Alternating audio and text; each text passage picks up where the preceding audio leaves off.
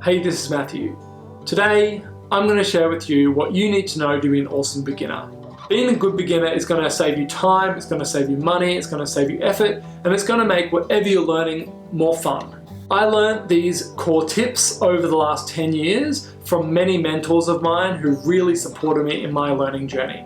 They're going to apply to any skill that you're wanting to learn, whether that's programming or gardening or cooking, whatever it is, these tips will help you. I remember when I was a 15-year-old and I saw these people doing this particular type of facilitation I was interested in. What they were doing looked like magic to me. I had no idea how I could possibly get to their level, but by applying these skills over a long period of time, what I found is that I ended up getting to where I wanted to be.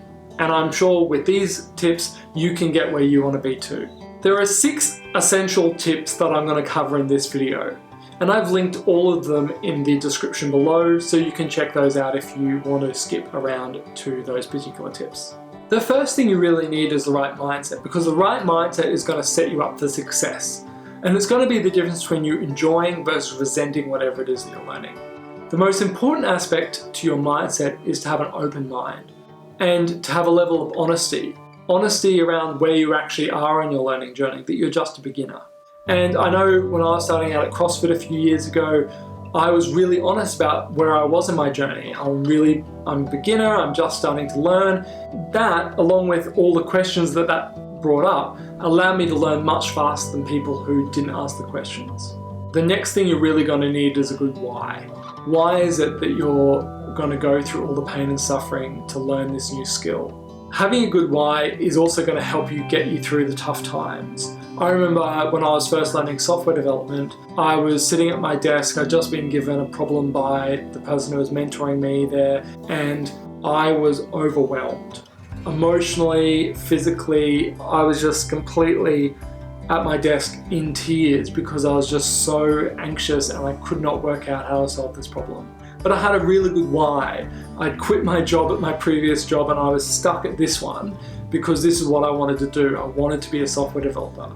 That why really helped me get through what turned out to be some really tough times early on. But I'm really glad that I had a good why because it helped me stick through it.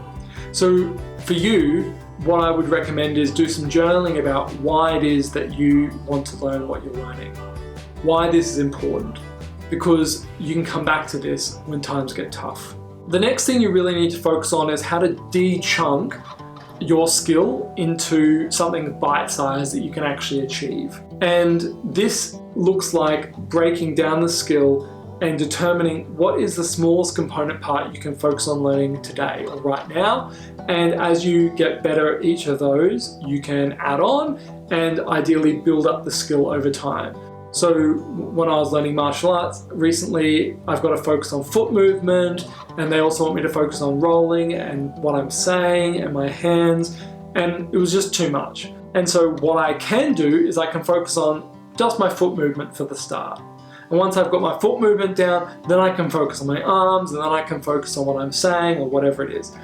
And for me, what I did is I talked to one of the coaches and I said, look, I want to know what to focus on. How can we break this down and what should I focus on first? That process really allows me to break it down, make it more simple and better to work with. The next thing is about being open to feedback. Being open to feedback is really important because without feedback, your growth is going to be a lot slower. But it's important that you don't critique yourself or get feedback in comparison to someone way above your level. What you're really looking for is feedback that's going to help you get from where you are now to one step in front of where you are now. And that means asking feedback even when you maybe don't want to hear it, or being honest about your performance in a way that you might not be comfortable doing all the time. The other thing with feedback is that it can be very hard to hear feedback at certain times. And oftentimes I'm really overwhelmed in a particular moment and I'm not ready to hear feedback when someone's got feedback for me. So recently I was doing some pull-ups and one of the coaches came over and started to give me some feedback about my pull-ups. If I'm being honest, I couldn't really hear that feedback at that moment because I was too focused on what I was doing. So what I basically said is, thanks, I hear you, can we talk about this later?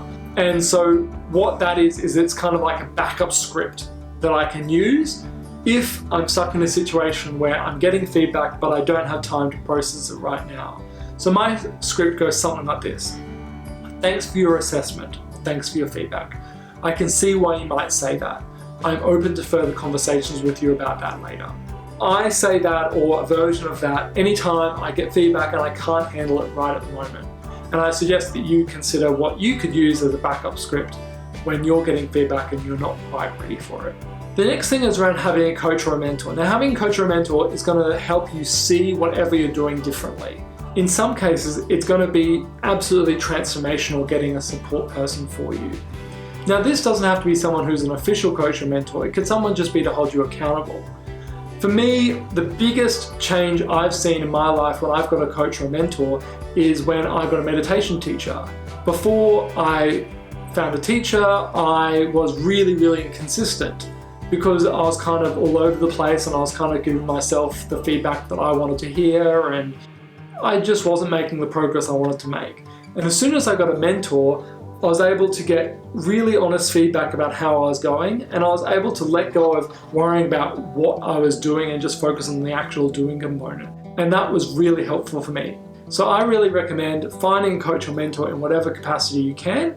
And that may mean paying someone a little bit of money at times. It could be just having a friend hold you accountable. Whatever it is, coach or mentor, super helpful. The next thing is around having short feedback cycles. Having short feedback cycles is really important because it allows you to learn faster. What you want is to minimize the distance between performing an action and getting feedback. And you want as many feedback cycles as you can possibly get in a shorter period of time as you can. So for example, I was working on my deadlifts recently, and the way a lot of people would work on their deadlifts is they would do a set of 5, then reflect, and then do another set of 5, implementing the things that they've considered from their first set. Whereas what I'll do is every single repetition, I'll really quickly consider what's one thing I can work on in the next repetition. I'll implement that and then continue that constant reflection process. So I've got 10 different reflections and abilities to improve, whereas someone who's only doing it at the end of each set's only going to have 2. So over time, you can see that it massively is more beneficial to reflect as quickly as you possibly can. So those are the 6 essential tips to being a good beginner. If you can think of any I've missed, please leave them in the comments below. I'd love to hear your suggestions. I'm a beginner at writing a newsletter at the moment. I'm only a few weeks in, and if you'd like to join me on that journey and see me apply these tips, please sign up. There's a link in the description. I hope you have a fantastic day.